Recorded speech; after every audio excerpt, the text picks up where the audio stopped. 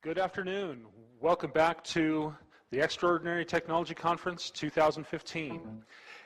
As we begin this next portion, which is the HHO technology section of our conference, we're going to be hearing from a gentleman by the name of Max Miller. Max Miller hails from Ohio, and he was just starting into the workforce when he saw on the news coverage of the Stan Meyer dune buggy running on water. He is an all-around jack of all trades, and he will be lecturing on unveiling the mysteries of Stan Meyer's work, and he has some amazing equipment to pursue. So without further ado, let's welcome Max Miller.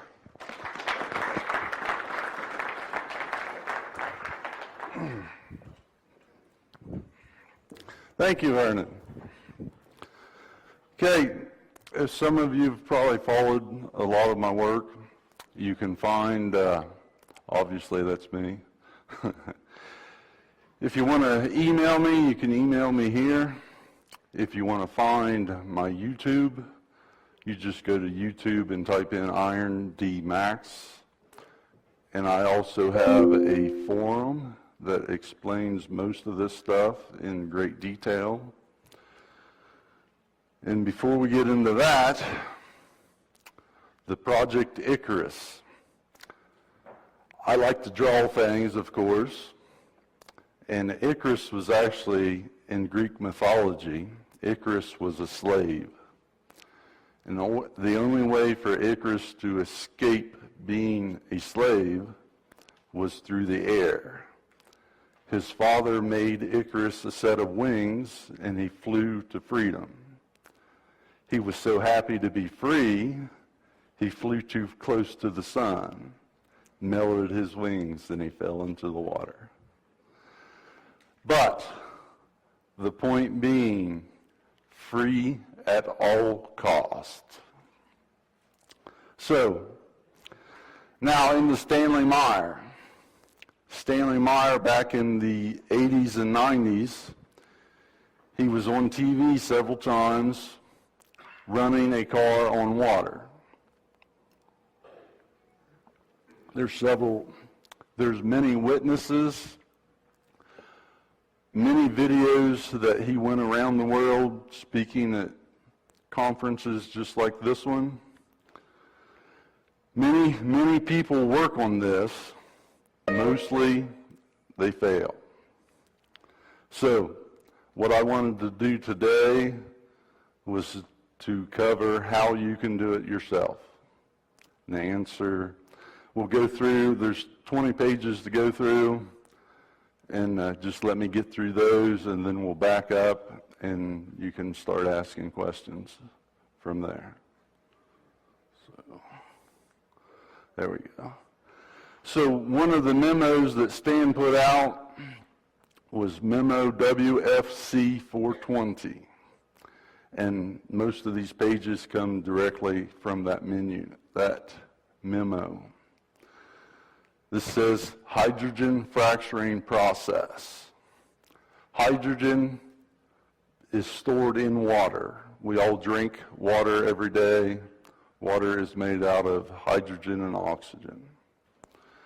So if you can break that bond of the water, you can have hydrogen as fuel.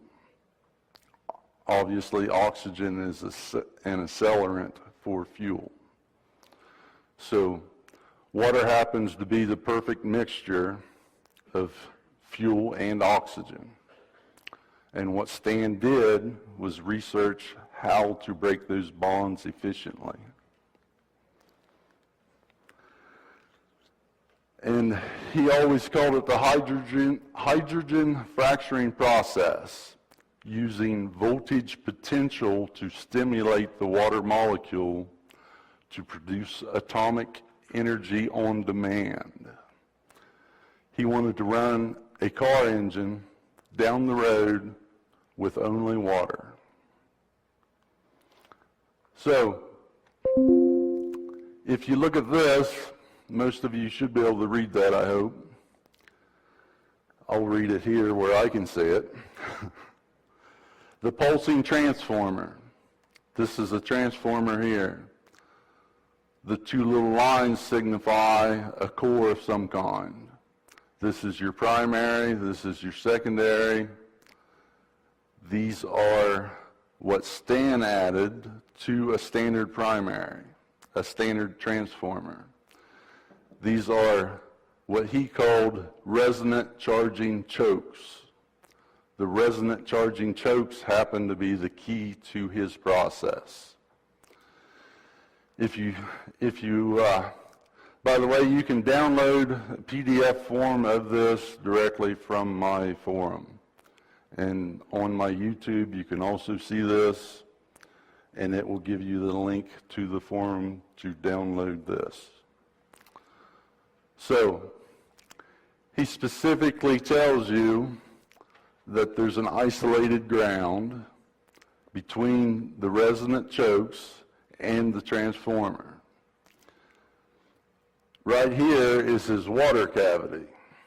The water cavity being something like this.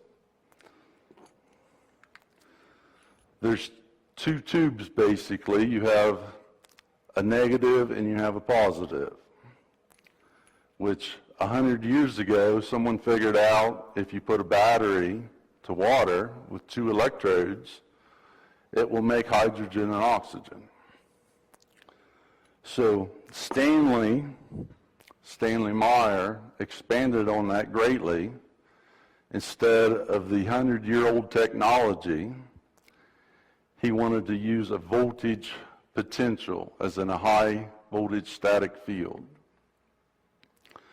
which he says here. Voltage amplitude or voltage potential is increased when the secondary coil is wrapped with more turns of wire. Any transformer, you have an input and the output is increased with more turns of wire. So,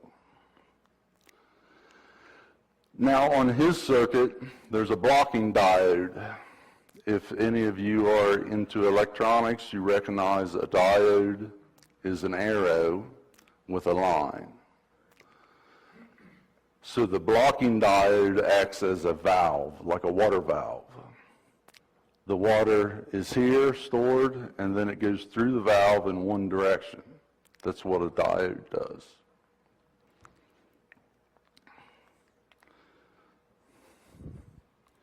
So here he talks about how it functions. There's a resonant charging choke, and then the water cell. The water cell becomes a capacitor, and then the charging choke is a simple, when you add the two together, you get what's called an LC circuit. LC circuits are well known in the radio field. If you want to tune into a radio station, you need what they call a tank circuit to tune into that radio station. You simply turn your knob on the radio and you get a radio station.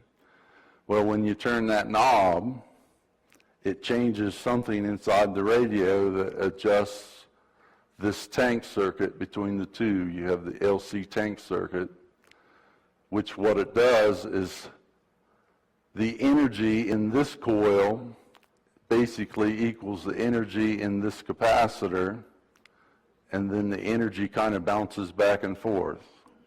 It's what's called an electrical resonance of a circuit. They call it a tank circuit, which you can look that up on, you could just do a Google search and you can find an LC circuit or a tank circuit pretty simply.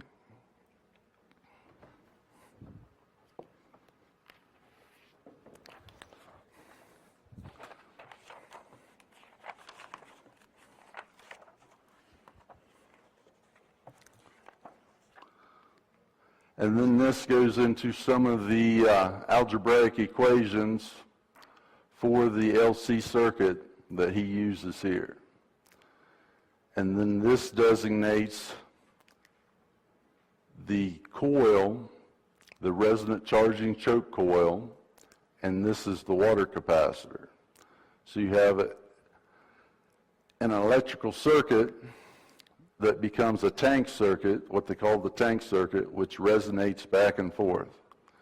So when you send a pulse frequency into this, it just kind of hangs out there and bounces back and forth. And when it does that, it charges this capacitor, which adds a voltage to both sides of the capacitor, which when that happens, you get hydrogen produced in the water. The water actually splits into hydrogen and oxygen. So the 100-year-old technology was you just used amperage. You put a battery on it and 1 to 2 volts. The battery just used the amperage of the battery, and then you could make all the hydrogen you wanted. But it took a lot of power. So what Stan did was he designed this circuit, and instead of using amperage, which is a lot of battery energy, he made a static field out of high voltage. And then the high voltage is what separates the water into the hydrogen and oxygen.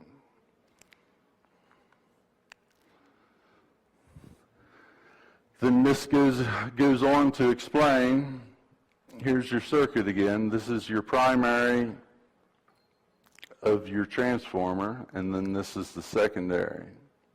Then it goes through your diode, which is a valve, and then here's these coils again. These are both labeled resonant charging chokes.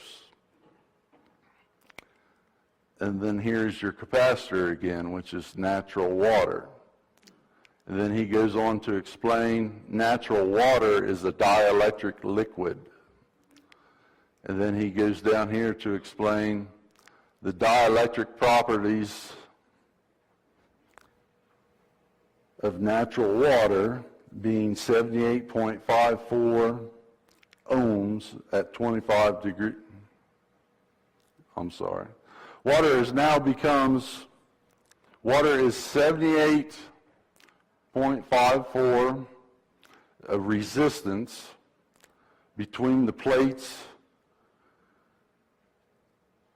instead of, let me go back, I'm sorry.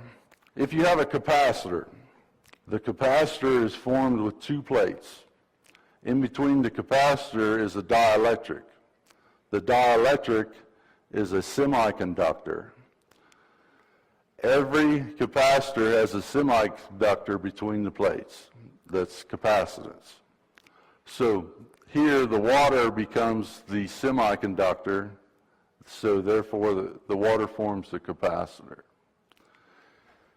And then if you read this, he clearly explains the exciter array. Therefore, he's using more than one. That's important, actually. So we now know that this is a tank circuit here, and this is also a tank circuit. Now, the tank circuit is very important because it's what's called electrical resonance. Once you set up a step charge effect, you have a pulse coming in, the electrical resonance bounces back and forth. And once you have the electrical resonance, then it can oscillate as long as all you have to do is feed a little energy in, and it just kind of oscillates back and forth.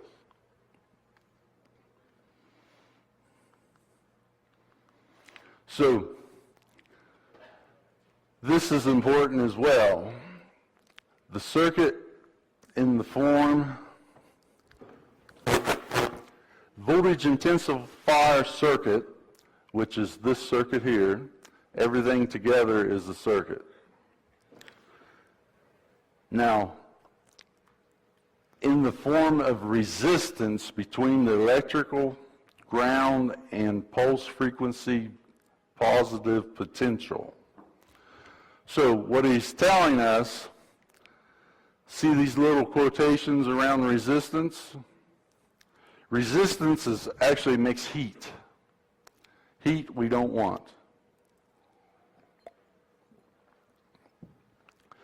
So the dielectric between these two plates actually forms a resistance. But again, there's quotations around resistance. Reason being is it's a semiconductor. A semiconductor, you have to pass energy through something. If it's conductive, the energy goes straight through. If it's a semiconductor, it gets slowed down. If it's a resistor, it makes heat. If it's a semiconductor, as in resistance to voltage flow, there's no heat.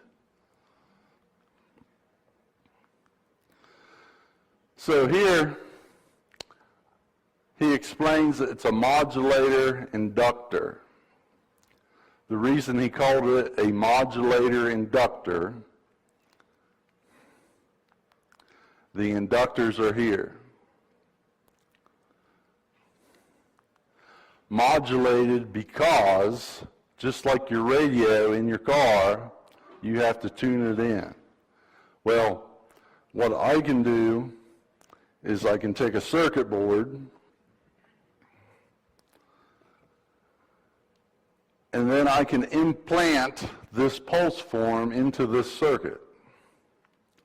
Now, when I modulate it, I change the frequency of that pulse into this circuit. That's a modulation. So the modulated frequency actually goes into these resonant charging chokes, and as you turn the frequency, as you modulate it, you can clearly see that the voltage will climb and the amperage goes down. Now, if we can take the amperage down as far as possible and take the voltage as high as possible, then there's no heat as in amperage heat. There is a voltage static field on the plates.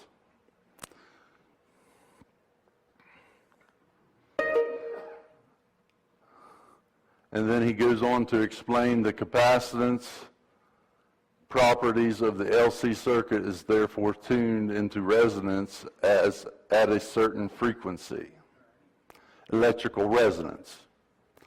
So, let's say I want 5 kilohertz. If I want to tune into 5 kilohertz, I turn my knob, correct? But I don't get the reaction. So, the capacitance or the inductance, this is inductance in this coil and this is capacitance in the water. So if I want to change this frequency, I can just change this one or I can change this one. I can just make a different value. And once I make a different value and then I turn the frequency in and out, I can modulate a different frequency into that circuit. And then he goes on to show that there's multiple steps. And what's important here, in his circuit, he had an on time and an off time. The pulses on created the energy into the transformer. The pulses off relaxed the energy in the transformer.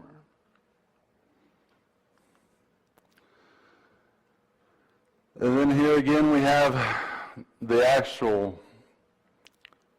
variables and the algebraic equations that he used to find exactly what capacitance he wanted. This is a symbol for capacitance, and this is a symbol for inductance. So you can take these formulas here, and you can figure out everything you want to know about the circuit: the capacitance, the inductance, the resistance, frequency. Thank you.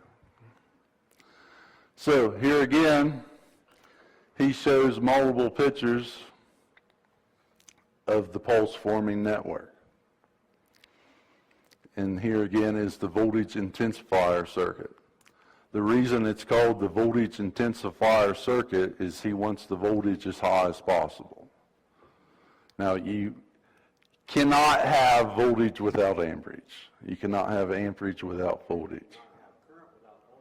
If it's flowing. You can't have voltage without current. Not if it's flowing. You can push on your car, if you don't move it, you didn't have current. If it's just stationary, there's no amperage. That's correct. But once it flows, there's electron movement in the wire. Right. Ohm's law. So, what he says is if you get this thing to work correctly, this resonant charging circuit, you can exceed any value for voltage that you wound everything up for. Again, you have a primary, which is voltage in, it could be 12 volts, and you have a secondary, which is voltage out. Voltage out could be 10,000 volts out of an ignition coil for your car. You could have 10,000, you could have 60,000 volts from your ignition coil. Say again? Your ignition coil is wound with it, okay. It's similar. It's similar. Tie the primary and the secondary together. Correct. It's similar. It's a pulse, inductive pulse coil, ignition coil. And they tie the secondary ground to the primary ground. Yeah. But it's similar. You have to pulsate it to get it to function. If you take an ignition coil and just hook it to your battery, what happens? It'll burn up the coil. So it's similar to this, wired differently. So, thank you. So, again, the voltage intensifier circuit. We want as much voltage out as we can get. But the problem is, everyone sees this 20,000 volts. So they say, well, he made 20,000 volts across the water. This is speaking about something else, the injector plug. 20,000 volts into the injector, which we'll get to later, here in a second. So, realistically, if you read a different patent, he says it could be 100 volts. But when you put the voltage into these coils with this capacitor and you modulate it, at some point you can see on an oscilloscope, you see the voltage climb and the amperage goes down. I've done it, I've made videos of it, you can clearly see it. And what he said was, as long as the components would allow, the voltage could climb to infinity. So, as long as you design this circuit, as in coils of wire, to what you want, and then you pulsate it correctly, the voltage does go up towards infinity. But if you make a mistake, let's say you use the wrong insulating coating on the wire, if the voltage goes too high, it will short the wire out.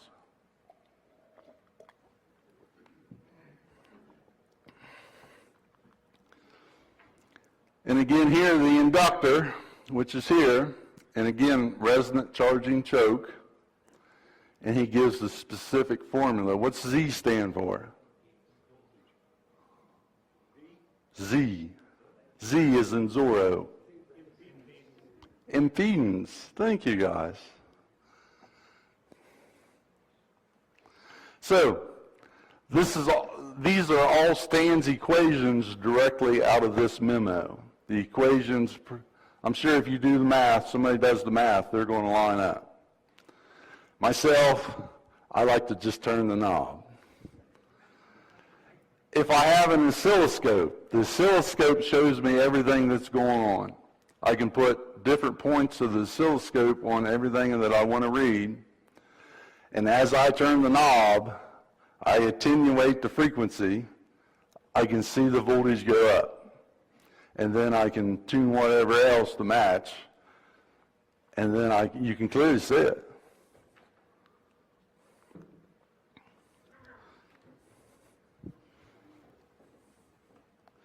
And there again, now he's talking about the lower coil, on how to tune the lower coil up here. And the reason he made it variable was because it needs to be out of phase with the other coil. Because when this tank circuit operates and this tank circuit operates, if they're in phase, it doesn't function.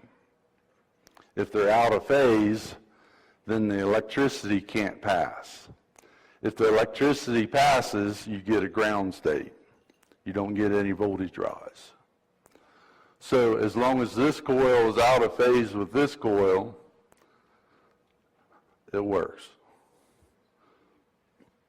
And then again, these are Stanley Meyer's formulas, not mine. And yeah, right here, Ohm's law. He even gives you the equations for, some of the equations for Ohm's law. Ohm's law is power in equals power out. Voltage times amperage equals wattage. You can't get away from it. You can't deny it. Those are the laws of physics. But if you use just voltage, it's a whole lot easier to maintain than amperage. Amperage costs a lot of money in gasoline. If you're running down the road, the alternator has to make amperage to charge the battery. That amperage is load, it is heat, it's horsepower from your engine. If you make voltage, it's less power from the engine. You agree with that? Because if I make 100 volts at 1 amp, if I make 10 volts at 100 amps, which one causes more horsepower draw? Right. Let's see.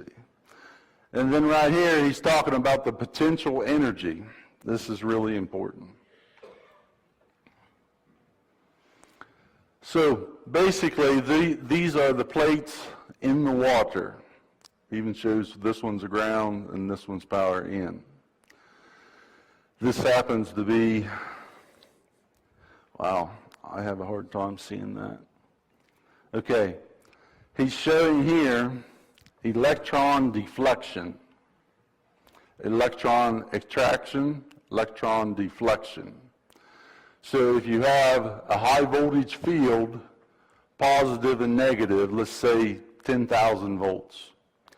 If you put electrons in between those plates, the positive side and the negative side, it will go one way because the electron is negatively charged. So it wants to go to the positive plate. And then here again, he's explaining the atomic interaction to voltage stimulation. He clearly tells us everything he wanted to tell us. This would be the nucleus of the water. Water is H2O, which is 2 parts hydrogen, 1 part oxygen. Water is rather interesting because it can self-ionize. If you have a glass of water, it's not really H2O. Some of it's H3, some of it's O2. Yeah, he's proven it. So, if you have a nucleus, and you have the electron that surrounds the nucleus, basically it's like a sun and the smaller planets that revolve around the sun. So in the hydrogen, you have a nucleus and you have an electron, there's only one electron. And as you excite that electron, it can jump over into an outer orbit. So what Stan wanted to do was separate the hydrogen from the oxygen.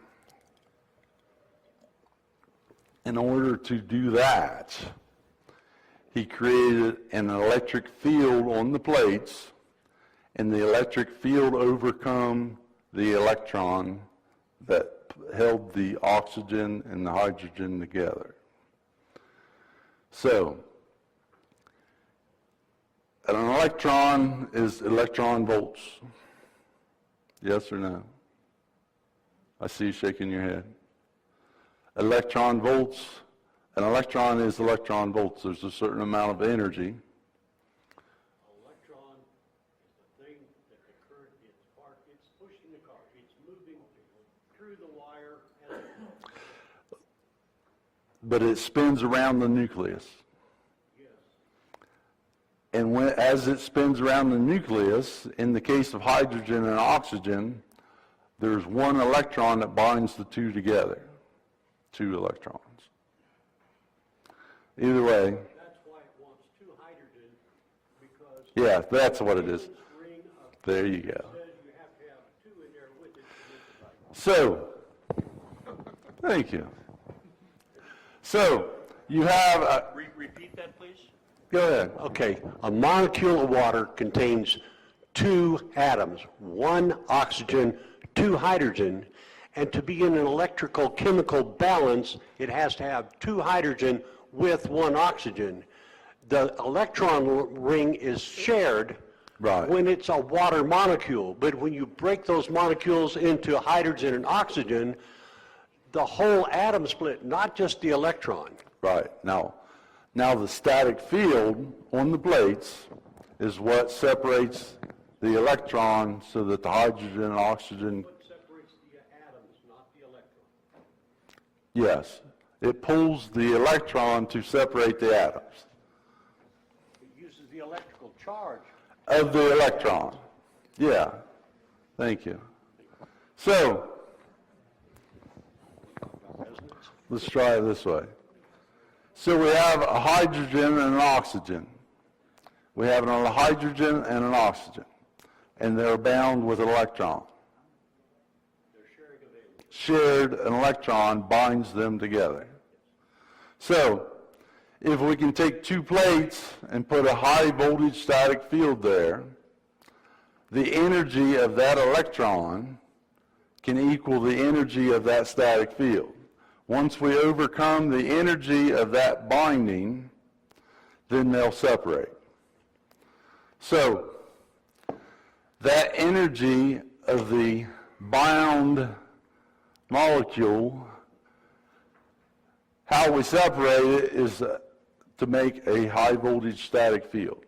Once we make the high voltage static field, then it just falls apart.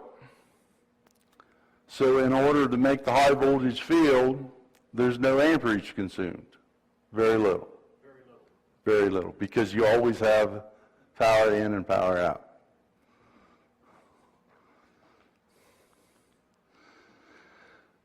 This is what we were discussing. So you have the oxygen and you have the hydrogen, and this is the electron. So the two hydrogens are bound to the oxygen with two electrons. So if we put a plate here and a plate here, and these two plates have a high voltage field, once we overcome the voltage potential, stored voltage that doesn't move at this instant, then the electron will just separate, and the electron will move, and the hydrogen and the oxygen will just fall apart. And that's what Stan did. And again here he shows the plates, he shows the oxygen, and he shows the hydrogen. The hydrogen is a positive potential, and the oxygen is now becomes negatively charged. So the electrons are liberated, as he says it, pulled apart. The electron has to be pulled in one direction or another. The atom and the electron stay together. No. No. Bear with me. Bear with me. So, what he shows here is a liberated electron. It actually moves towards the positive plate because the electrons are negatively charged, correct? So if a negatively charged electron in a positively charged plate, it will move towards the positive plate, correct? But in the real world, the hydrogen comes to the negative and the oxygen goes to the positive, sir. He said that in the real world, the hydrogen comes to negative and the oxygen goes to the positive. That's correct. But keep questions. We're gonna have that Q&A here soon. So, is the electron negative, or yes or no?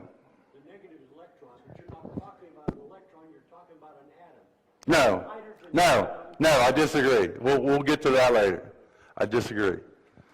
We'll discuss that later. This is what we're discussing. He's an electrical engineer, correct?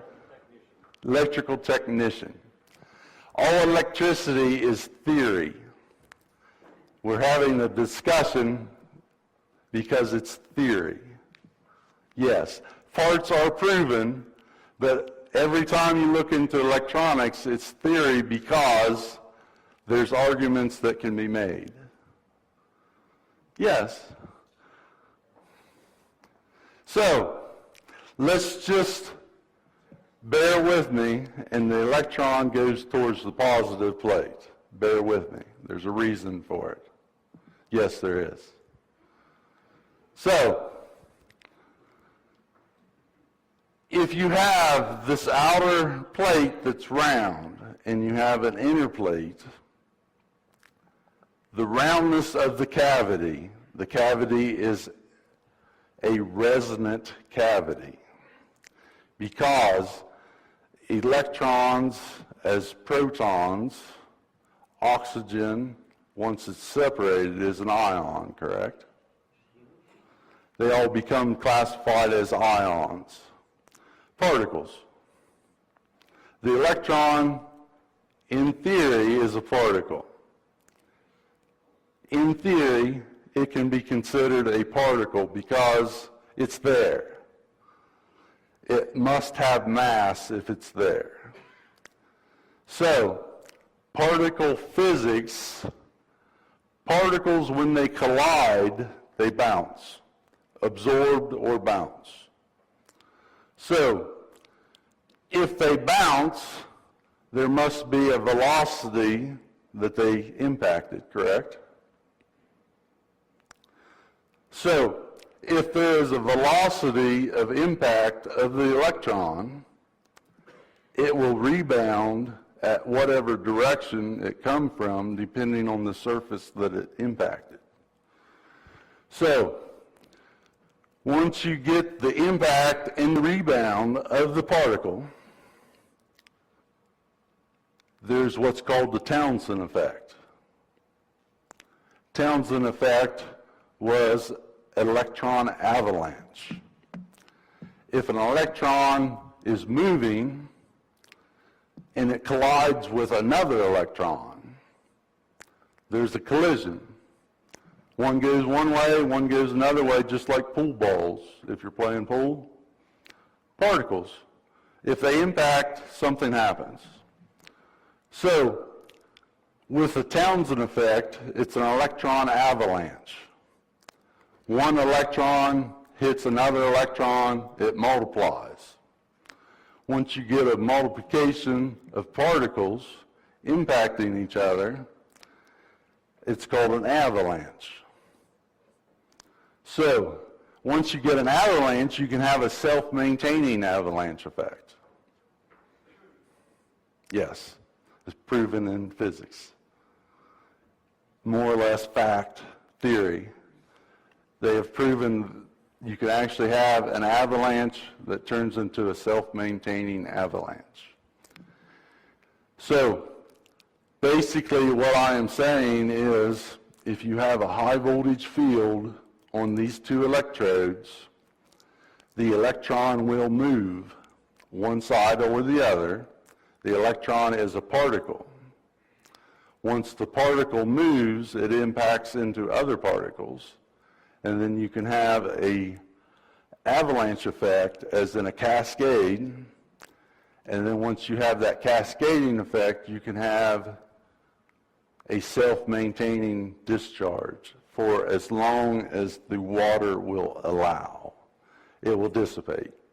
It's self-maintaining as in a time frame. There's mass and moving mass through the water. It will dissipate over time.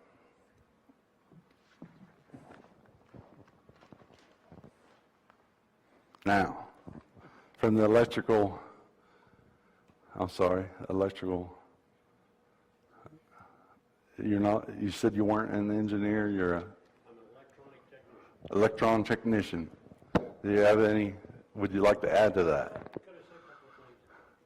I wish you would.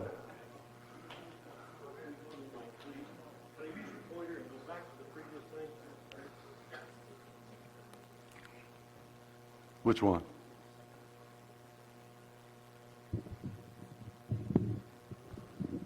Folks, my name's Ed Hemphill. I'm out of Central Texas. I was a TV repairman for 46 years. I went all the way from tubes to plasma. I taught electronics at a junior college level, and I'm a high school dropout. There's not too many people that go there. Okay. This is an atom of hydrogen. This is supposed to represent an atom of oxygen, I guess. But chemically bonded, things are happy when they have a valence ring, the outer ring of a molecule, that goes to either 2 or 8, and there may be more numbers, but because we're dealing with water, we only have to deal with those 2. If you take the 2 electrons from hydrogen and add them to oxygen, it makes a very happy 8 electrons in the valence ring. It's really happy. It's hard to split. That's why it takes a lot of energy. Now, if you split those parts, the oxygen becomes a negative ion because it's missing electrons. The hydrogens become positive ions because they're looking for an electron. Excuse me. Yeah. So where does the electron go? The electron stays with its atom. No. It cannot separate from the atom, sir. That's not true. Okay. If it's a free electron, like in copper, it can flow. But in water, the positive... Okay, let me ask you this. If you have a copper wire with flowing electrons... If I have what? A copper wire. Yes. You're pulling amperage. Yes. What is amperage? Amperage is those electrons moving from negative to Where are positive. they going? Huh? Where are they going? From the negative terminal to the positive. Because of why? Because the positive is lacking electrons. That's why it's a positive ion. And the electrons, the negative has an excess of them, so it's trying to get over there to balance out. So if I have a diode in the wire, what direction does the electron flow? Against the arrow of the diode.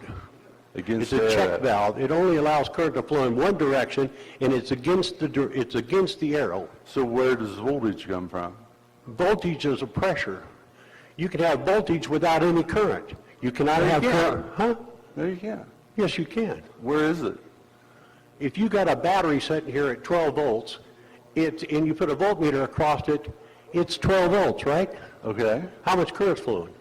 Well, you're not flowing current because you're just measuring it. So I can have voltage. Hey guys, this sounds like a discussion for the hallway. No, I'm not. No, this is good. Okay. All right, you asked for it. Go for it. No, this is good. I like it. Okay. What is your question? What is positive voltage? Positive voltage is a lack of electrons. How does that make any sense? Because that's the way electronics works. That's the way electronics works. No, electrons are negative and positives are positive ions. Hydrogen plus is a positive ion. Okay, I'll tell you what. If you want, we'll get a battery, a glass of water, a set of jumper cables, and I can prove to you that the hydrogen comes off negative, the oxygen comes off positive.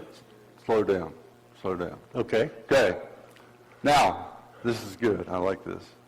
So, if you have your brain, bear with me. If you have your brain, the mitochondria in your brain, it takes water and forms energy as in a hydrogen plus. The oxygen goes into your body. The electron is removed with an electron chain, and the electron turns into iron rust. The positive potential is held in your brain cell. When you think, it fires that hydrogen plus. Positive energy. This is real. Well, I'm not an expert on the brain, but I do understand electronics. No, now let's wait, Ed. Now let's wait. Okay. In your brain, it's stored energy as hydrogen plus. Okay. The electron is transformed into rust. This is real physics. I can't answer, I don't know. But if there's a chemical expert out here, explain to him. Would you do me a favor? I have a question. Max Miller, would you do me a favor? Could you finish the conference of yours so that I can... I will. Hey, Ed. To your question. Ed, thank you very much. I would love to have more conversation with you after the conference. Thank Ed, because I thoroughly enjoyed that. So, back to the brain cell. This is what David and I discuss at times, because the brain cell has inside of it mitochondria. Mitochondria is actually bacteria. The bacteria takes water and transforms that water into hydrogen, oxygen, and an electron. The electron is passed in what's called an electron chain, and it does form into rust. That's a little bit further than we want to go. But the hydrogen plus is held in the brain cell as in all of your body cells. Potential energy as a positive ion, not a negative electron. Positive ion. Every time every muscle in your body moves, every brain thought is positive energy from that positive ion. Had nothing to do with the electron. The electron is gone. So, we have positive potential energy that is not an electron. Proven real physics. Thank you very much, Ed. I love you. So, before we get into any more questions, how much time we got?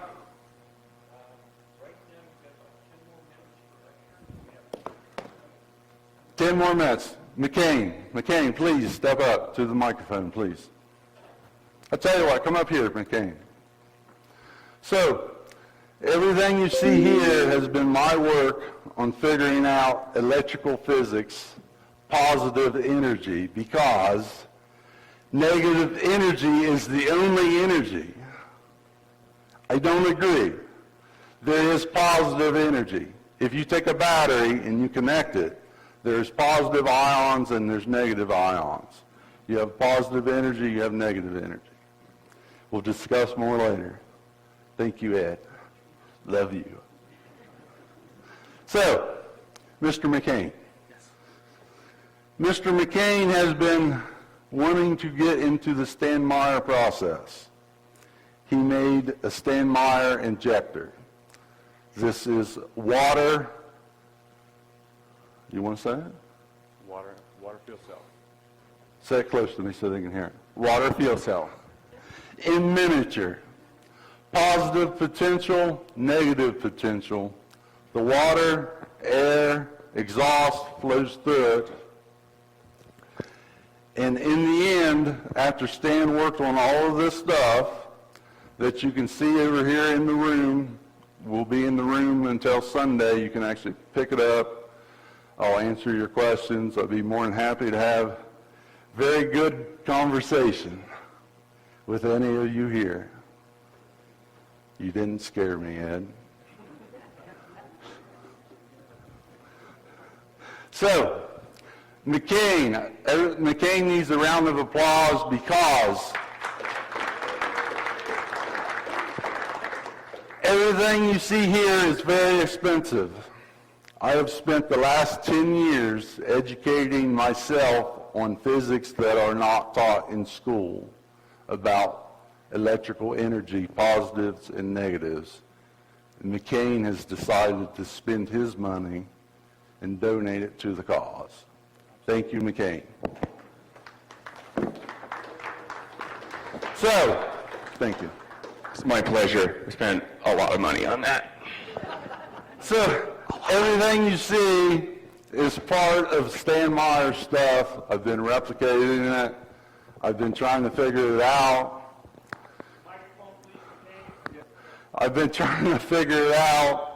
And everyone else in the world, I think, is trying to figure it out. And realistically, Mr. Ed here, that's what we need. We need conversation back and forth.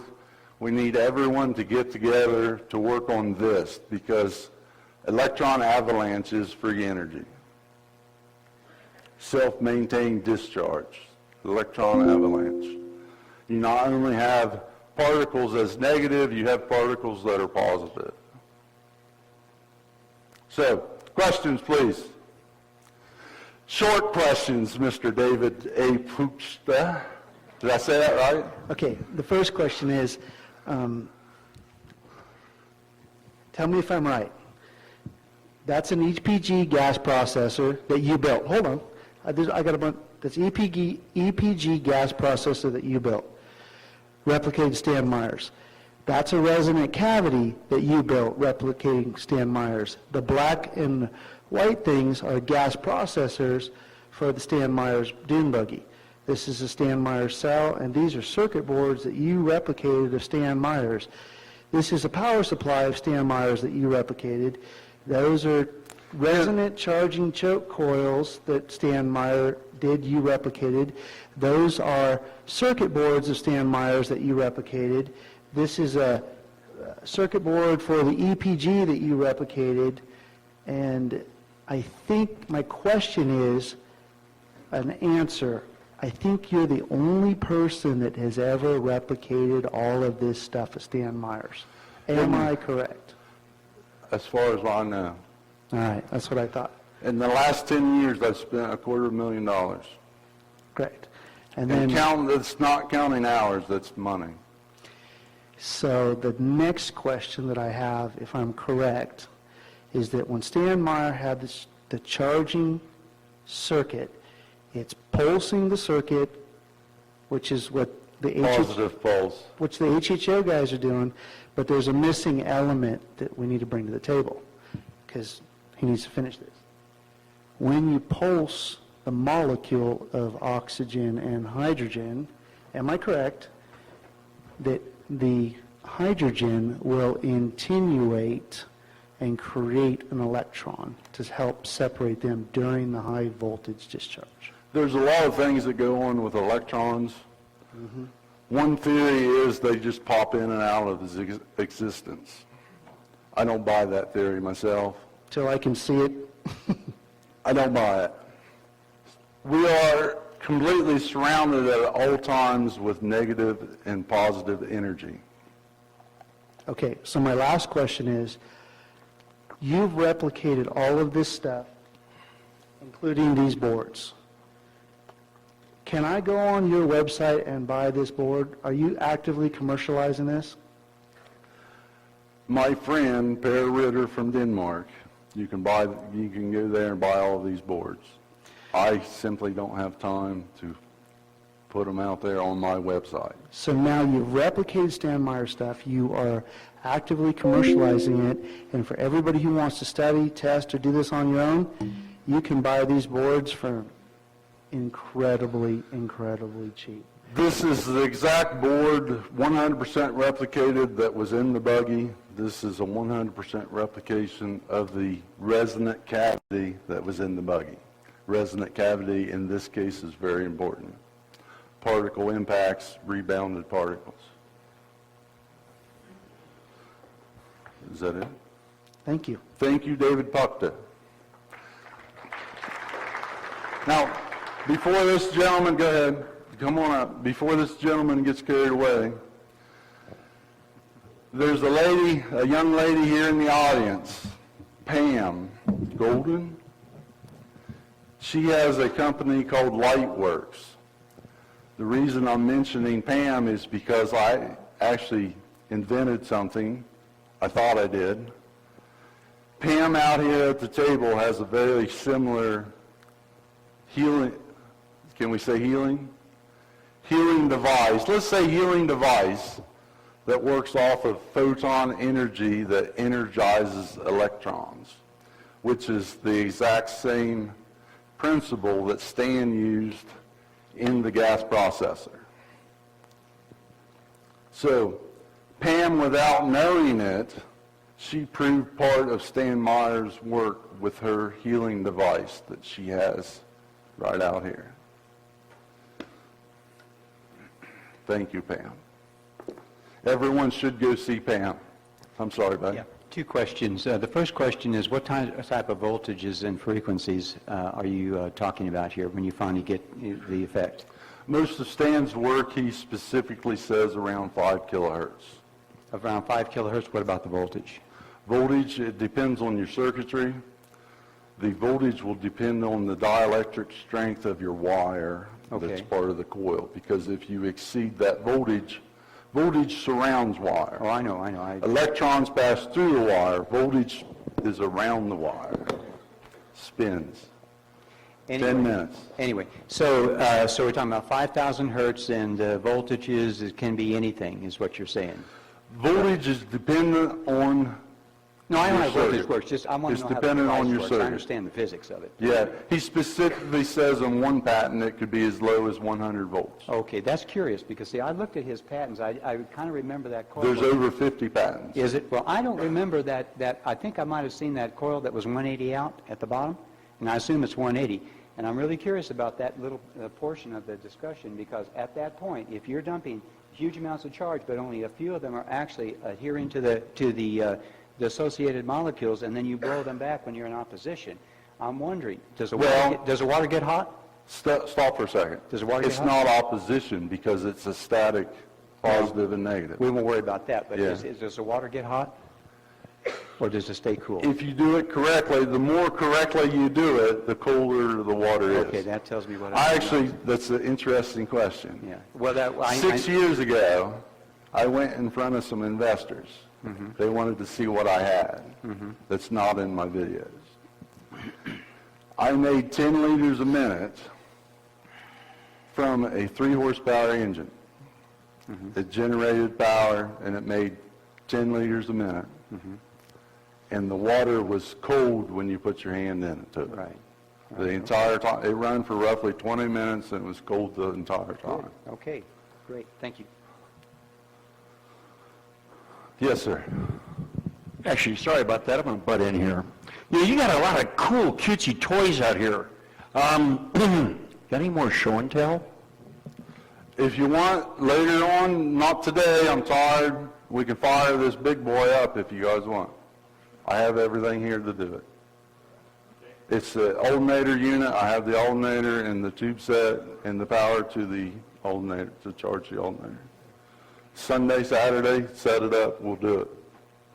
I need a good electrical connection for the 2-horsepower motor. It's 2 horsepower because that's what I pulled off the trash dump.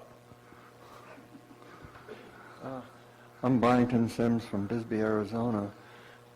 My question is do you use distilled water in your electrolyzer? Say again? Do you use distilled water?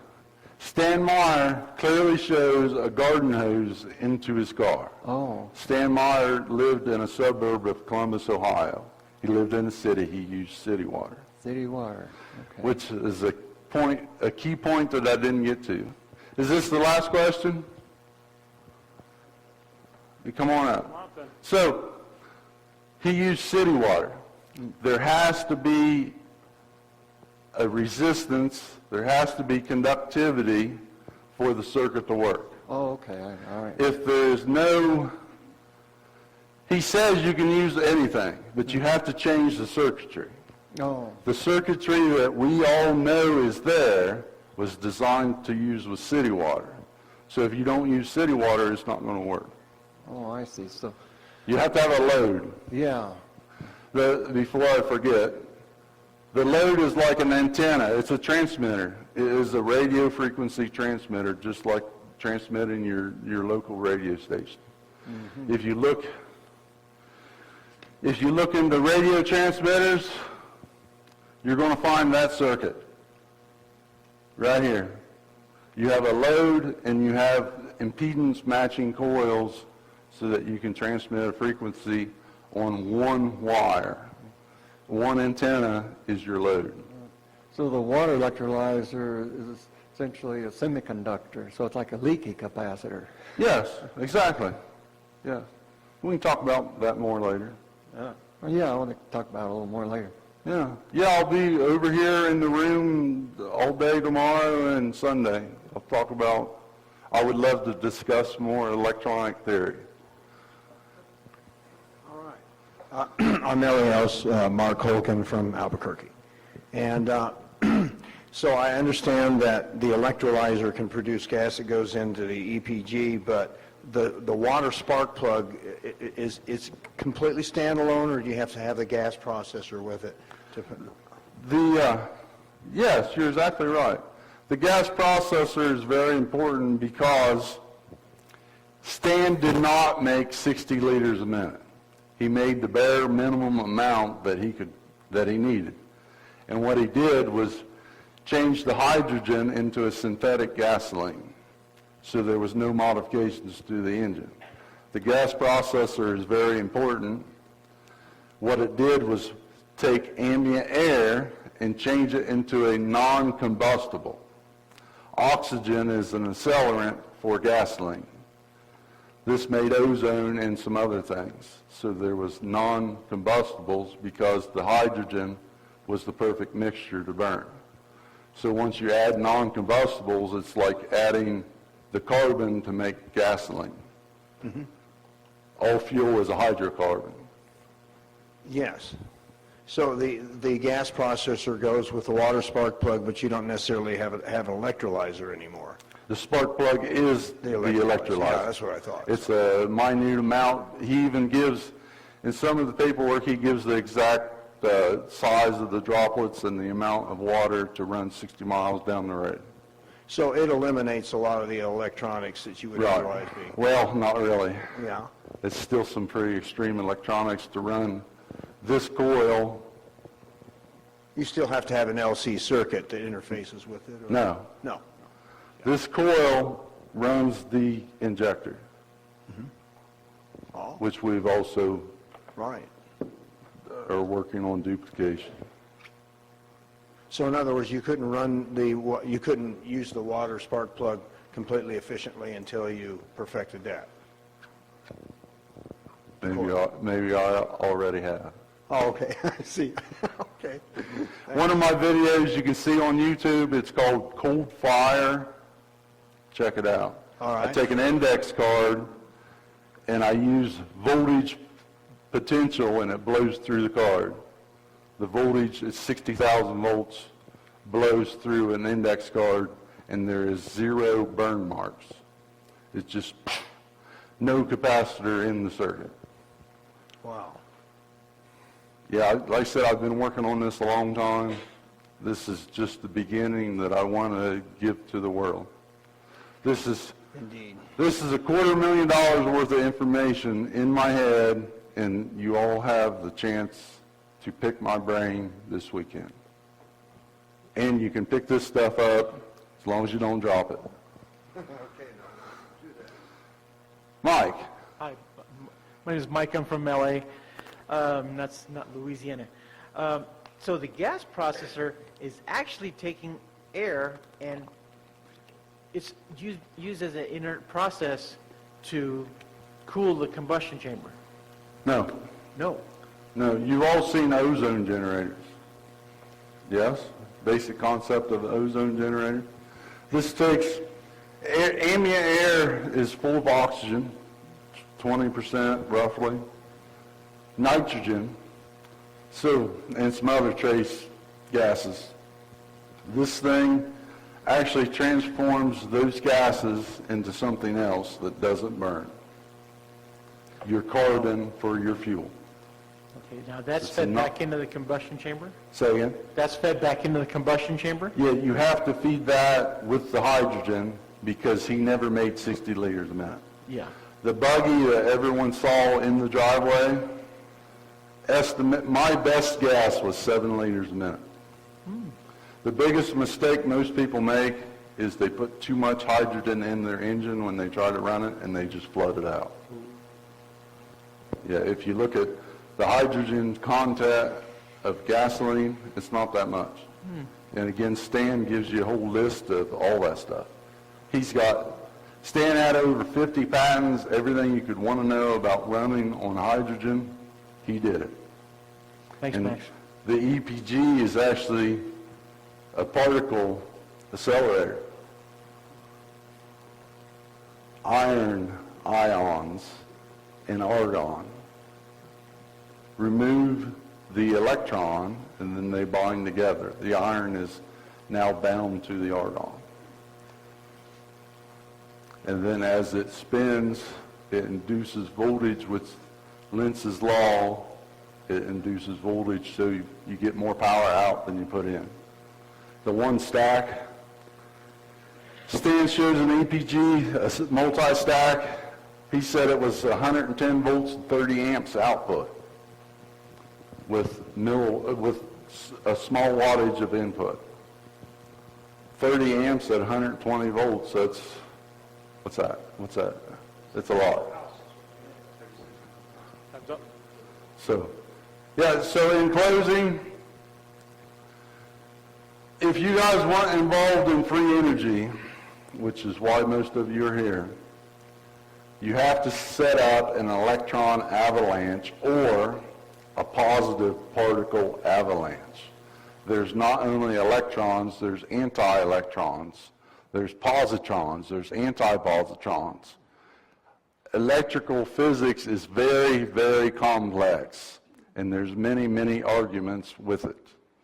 But if you are interested in Stan Meyer's work, all you have to do is go to my forum and my YouTube.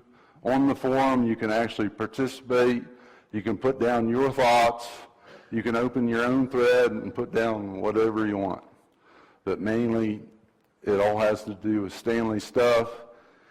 And you will find directions on how to build most of this, what I've already built. And this man right here, you can see what he built just from being on the forum. Thank you very much, Mike. So, thank you, and I enjoyed the conversation.